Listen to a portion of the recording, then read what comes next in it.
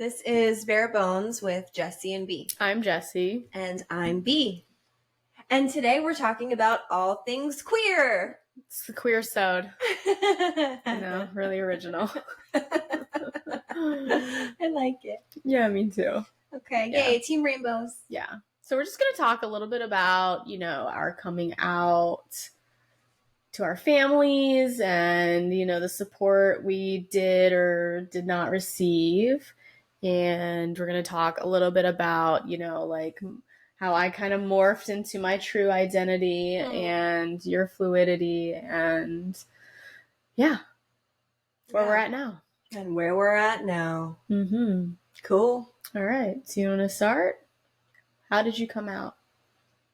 Well, I think for all of us queers, we know that it's not just one coming out and then it's done. That's right. multiple throughout your life. Sure. Especially if you look like me. Yeah. Because I think, for people that maybe look like you, a lot of people assume where the mask at. Right. We assume that you're gay. Right. But for someone like me, I feel like I'm coming out, kind of constantly. Yeah. To new people. Sure. Which used to feel a bit daunting, but now that I'm really comfortable with who I am, then, I don't even think twice about it. Right.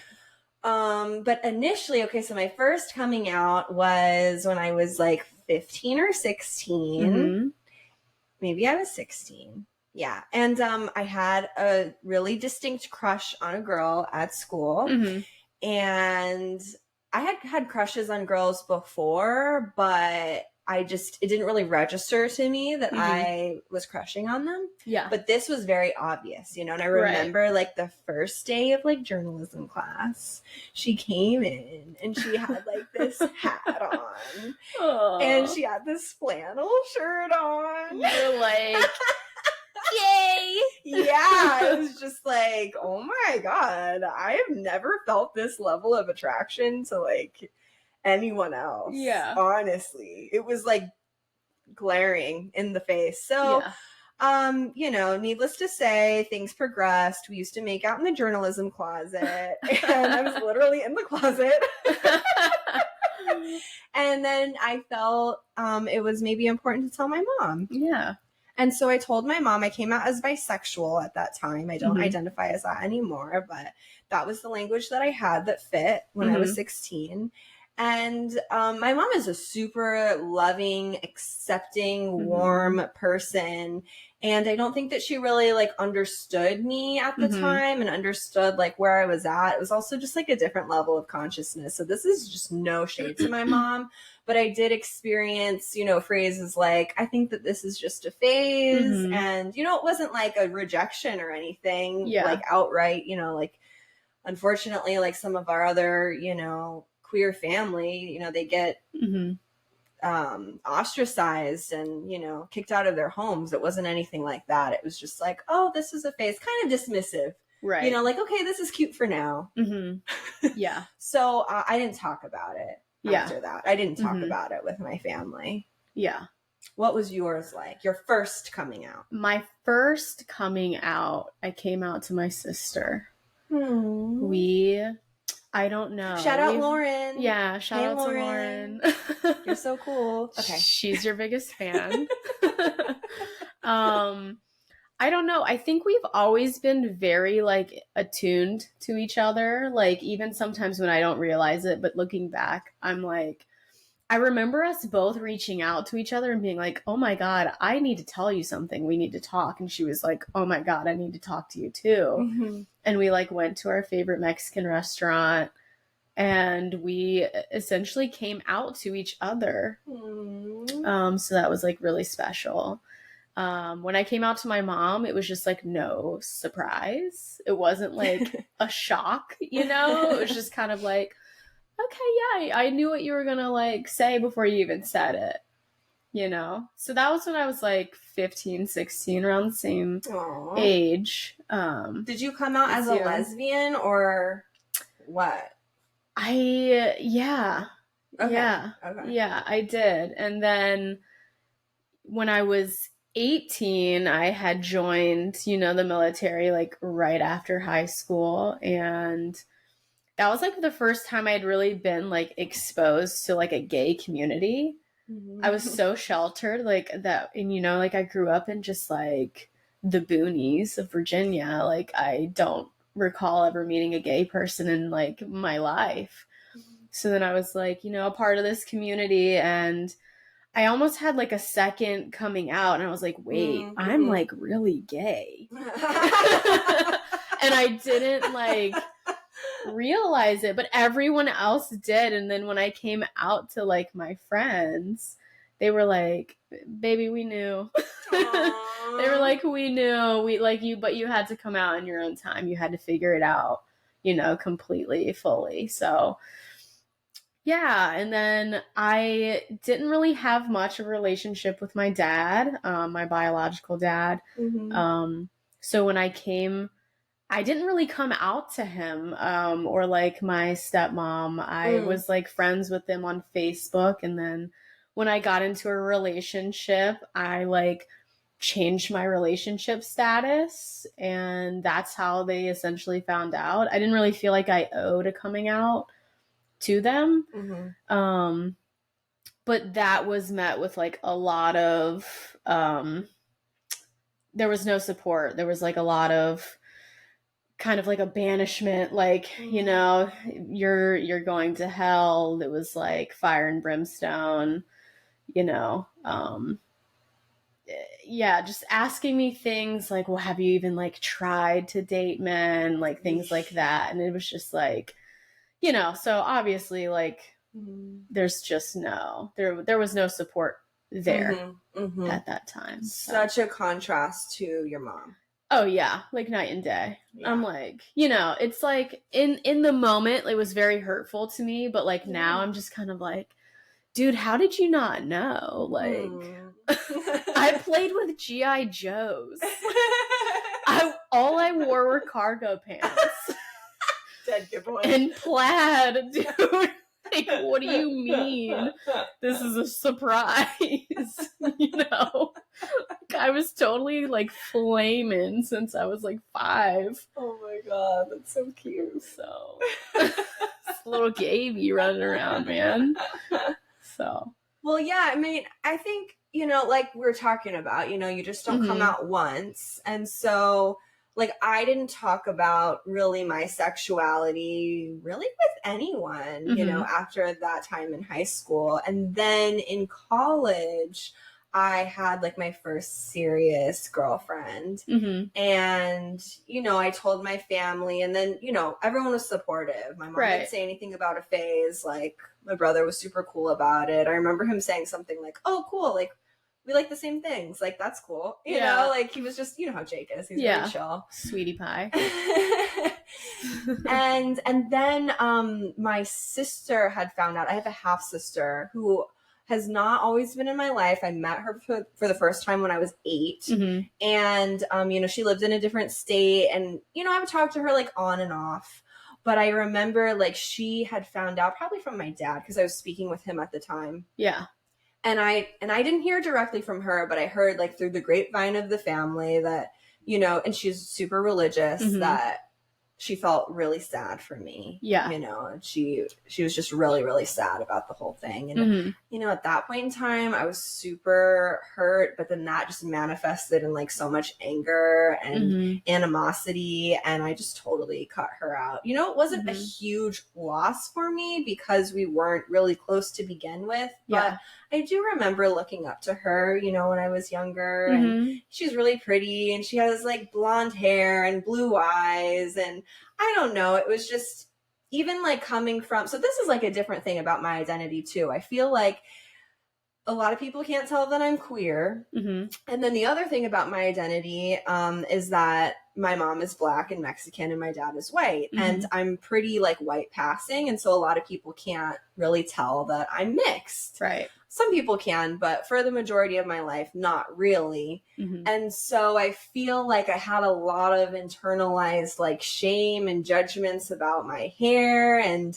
just different things about my body that maybe weren't so quote unquote white. Mm-hmm. And she just emulated, you know, she's full white. So she just emulated like all of these things that I felt like I wish I like had or something like that. So I looked up to her for so many different reasons. And then when she was just so, when she expressed that, and it also felt like disgust to me with this family member that had relayed the information. Yeah. I just totally cut her off and cut her out. And that was the most like, I don't know, I guess rejection that I've experienced from a family member. Yeah. Everyone else was fortunately like very accepting. Right. And I think there's also, you know, at least in my experience, I've heard a lot of the times, like, family is family, like, you know, don't cut them off. No, I think it's absolutely necessary for your well-being, your own mental health, your own mental state, your own emotional state, to cut those people off that aren't in alignment. Your soul family will accept you. 100%. And a lot of the times that's not our biological family. Sometimes it is, but a lot of the times your soul family is not. And that's okay. Yeah. If you don't feel like it's resonant to be in connection with someone who's of blood, cut them out. I've done that with a lot of family members. And, you know, sometimes, you know, it can cause you to feel a bit guilty or shameful or, oh my gosh, like this blood connection. Girl or boy. Yeah. Like, listen to your heart, and your ancestors will support you. Absolutely. Every time. So, yeah, I kind of want to shift into, you know, like, my identity a bit. You know, I was really, when I first came out, I was still very preppy. Like, I was like very, you know, feminine dressing, presenting, like a lot of people didn't. It was kind of like you know, you had to constantly come out. And then at the time I was with like a really supportive partner, and I was like, I'm really feeling like I want to just chop all my hair off. And she was like, I think you should do it. Because your hair was really long. My hair was like halfway down my back. I had long, like wavy hair, but I straightened it, you know, like I, you know, was doing my makeup, and like I was wearing leggings, like what? Listen. No judgment. Yeah. So I was with the supportive partner, and then she was like, dude, send it, do it. I will go with you. Like, I will support you. So I made the appointment, and I remember like the woman who cut my hair off, she like put it in a ponytail. She snipped it off, and like I felt like a weight come off of me, and then she just kind of like, you know, zhuzhed it up a bit in the mirror and showed me, and I was just like, okay, like I'm starting to see myself. And then, you know, she gave me a little, it wasn't the best fate I've ever had in my life, okay? I didn't know what to ask for, you know? I never had my hair short. It was like totally a trial and error thing of like figuring out like barber situations. Like, I'm like, what do I even say I want? So like I just started by like showing pictures and asking questions. I'm like, okay, if I want this haircut again, what do I ask for? Such good questions. Wow. Great. So write that down. Take a little note if you're new to this. All my gabies out there, I support you. But yeah, that was like, that totally like flipped the switch within. The mask was like fully on. My whole wardrobe changed. I like haven't worn a stitch of makeup since then, other than like my brows, because like I have light eyebrows, okay? I gotta fill them in. But yeah, like my whole identity shifted. I started presenting more mask, and like I've never felt more comfortable in like myself than how I present now. That sounds so freeing. It was totally freeing. And then everybody like that saw my hair, like when I would like, you know, I like met up with my friends, I didn't tell them. They were just like, oh my God, you like look like you. I don't know how to explain it. They were like, I can never see you with long hair again. I just like can't even process what that would look like. So yeah. Coming into more of yourself and your identity. Yeah. Your true self. Right. And it was just like, yeah, I feel like that was definitely like a phase of authenticity that I hadn't experienced before. And it was kind of like, I really moved into this like mode of like, I don't fucking care what anybody thinks of me. This is who I am. Like, love it or leave it. Like, that's it. And then like all of the right people were flowing into my life at that time. So all the supportive friends, like, it was great. My mom was just, you know, obviously super supportive. So my sister too. Your mom wasn't like, don't cut your hair off. No, my mom was like, do whatever you want. Oh, I love that. Yeah, do what you want. Like, my tattoos were never like a thing. Like anytime I would come home, you know, my mom would just be like, okay, let me see what's new. Like, what did you add this time? You know, it was never any judgment.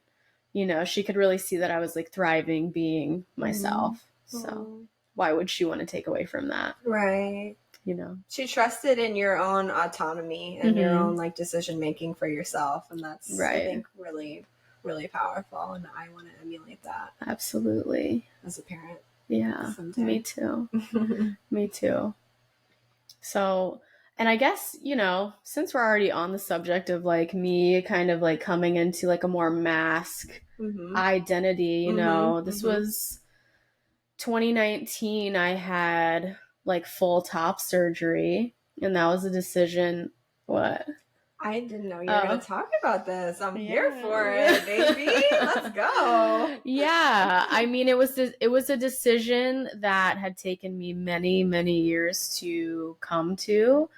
But it was something that made me feel more in my body too. Like it just, when I had a chest, it was like, this doesn't even feel like it belongs to me. But this wasn't coming from a place of like, I want to transition. Like I still identify as she, her. I don't identify as like non-binary or, you know, trans. Which is, you know, I feel like it's kind of rare. You don't really like, I've only met like one other person like me. I'm sure there are more out there that I just haven't been exposed to yet, but that was like another part of me that like, you know, I wanted to present. It was almost like an aesthetic thing too, just like having like a flat chest. And it's just like, I've never felt more like myself than I do now. So this could be a whole other episode, but anybody that has like questions about top surgery and like that process, or if you're having the same kind of feelings, like please reach out. I'm happy to answer like any questions, because I know how daunting that can be. And, you know, you go through this phase of kind of questioning yourself, like what's going on? Why am I feeling this way? But totally happy to like help navigate that. Yeah, reach out to her at Barebone Lovers on Instagram for questions. Definitely. You know, and I don't have that experience myself, but I do have an experience of being a therapist to many trans folks and many people that, I mean, all of them actually identified as trans, and they were seeking, you know, letters of recommendation for hormones and different surgeries and things of that nature. And I had never had a client come to me who identified the way that you do and wanted some sort of surgery. So meeting you, that was unique. And I really appreciate you like just being so open about your experience and owning who you are. And even though maybe, you haven't heard of like anyone else sort of that identifies in that way, very few. You're here and you're, it's just more of that authenticity that I'm really attracted to that. I'm really attracted to authenticity. It's me, baby. So I'm really attracted to you. I know. Just in case I haven't told you enough. So, do you want to talk a little bit about, you know, your fluidity and and how you present.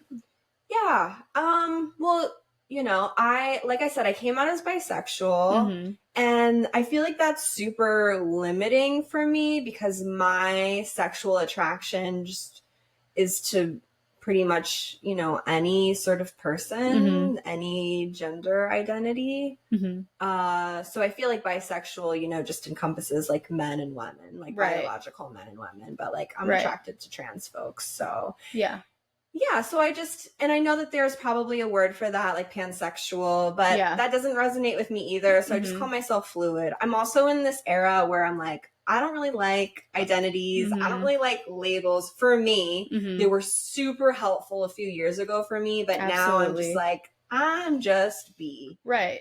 And that's really what I say, to people too. Like, I'm just Jess. Like, I've had people question like, oh, are you like transitioning? And it's like, no, I'm just like a lesbian without tits.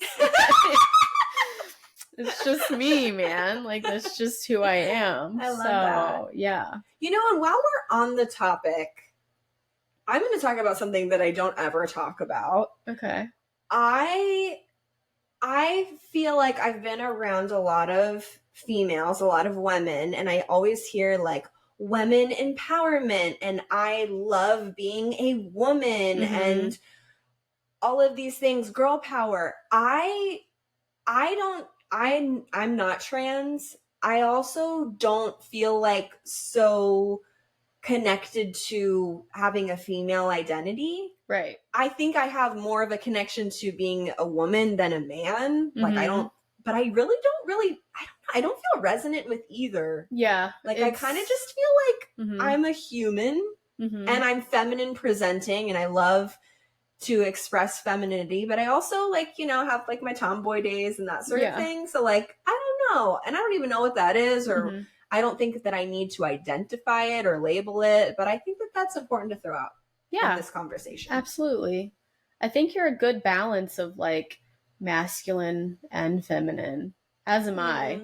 Yes, we both are that way. Yeah. We just present really differently. Right. I present masc, but I feel like I'm more feminine than you. I 100% agree with that. Yeah, and that's interesting because I present more femme, but I know that I'm so much more masculine. Yeah, she wears the pants. And the loafers. And the top hat. This marriage. Well, yeah, I mean, I like the structure and anyways, you're more in the flow, but I'm learning to appreciate that. Yeah, but I came out of that. I feel like I came from this like very masculine, rigid, structured place to like now I've really been like harnessing more of the feminine flow. Yep. So yeah, it's good to be on the other side. It's good to like have a good balance of both. All human beings, regardless of your gender, regardless of your sex, because they are different people, all human beings have masculine and feminine energy. And I believe that it is so important to embody a really good balance of both because they're both really important and they both come with beautiful strengths. So that's my tidbit on that. Very well said. Back to bisexuals. Yes. You told me something interesting that I did not receive this sort of programming or this message. But what were you talking to me about? Okay, so when I was a gaby, when I first came out, I was around a lot of lesbians. Now looking back in hindsight, I'm sure they were jaded in a lot of ways. But it was kind of like this consensus, like, we don't date bisexual people because they're gonna like leave you. And they're, it was totally coming from a place of like ego as well. And I really like held on to that for a little bit and was like, oh, I can't like date a bi girl, but like I feel like all I've dated are bi girls, but I really kind of subscribe to that.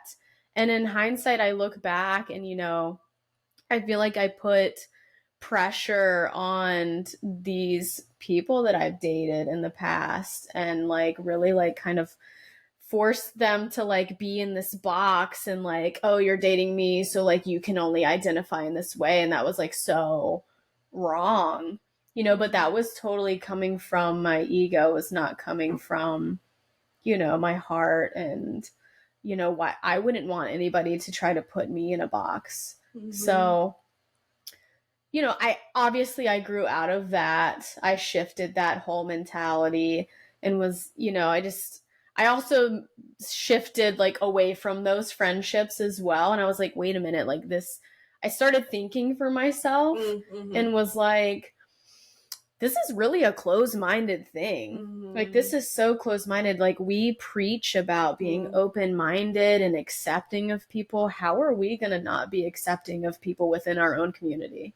And that happens so often. It still happens to this day. I still have encountered people who are not open-minded or accepting of, there's a B in the LGBT, baby, you know, like... So yeah, I really shifted that. And it's like, dude, no, like be who you want to be, whether you want to label or not. Like, you love who you love when you love them. And like, there's so much trust between us. Like, it doesn't matter how you identify.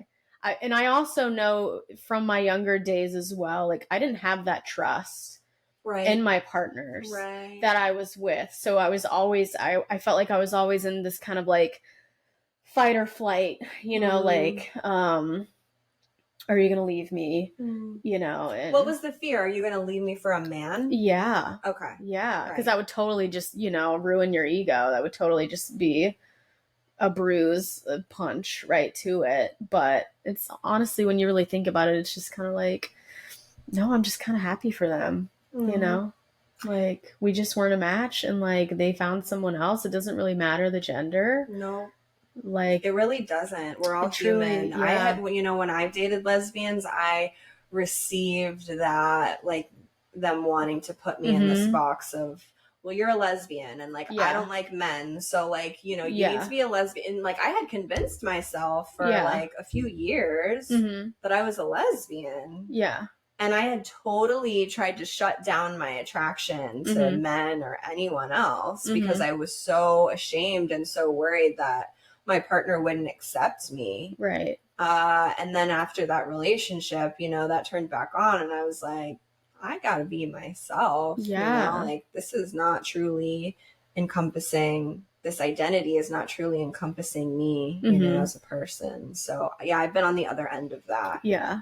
And it's like not a good place to be, you know, like I had to go through, I actually remember reaching out to a previous partner. Like this was years after we had, you know, broken up and just totally owned up to that, you know, that behavior and was like, I am so sorry that I tried to like put you in this box and made you feel, you know, icky in any sort of way about the way that you identify. Like that was not cool.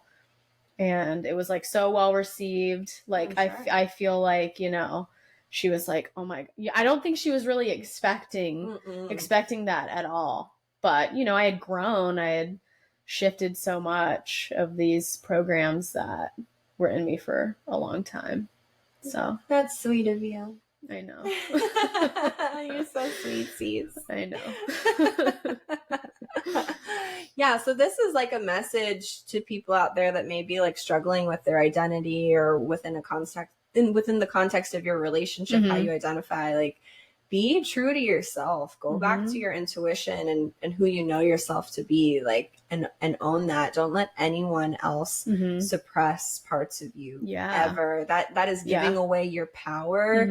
And the more that you do that, just think about the more like you're gonna have to work to regain that power because you will get to a space where you just got to own it again, and you've got to reclaim yourself and your power and who you are. So don't let other people do that to you. That would be like a message to my younger self. Do not shut down parts of you that you know are true. Don't give anyone else that power, girl. Don't dim your light for anybody. Like, keep shining as bright as you can. And the right people will come to you. Exactly. Yeah. Exactly. What's another sort of tip, maybe a message for our queer family out there? I think that, looking back, I was not secure within myself. I think that's where a lot of these things came from. So when you shift into a place where you're securing yourself, you're giving yourself self-love, you are like totally confident in who you are, and you meet like your match and you just have this trust, like it doesn't matter. Like nothing else matters about the way they identify. I don't look at you any differently. Like I love you for how you identify. So. Oh, thank you. That's so sweet, I know. Well, and I love you for how you identify and for how you show up in the world. And just going back to like even your top surgery and like when we go to the beach and you just take your shirt off and you are who you are. I remember the first time you did that, and I didn't say it, but I just felt something in my heart. Yeah. Like, wow, like that's so brave. And I just really admire that about you.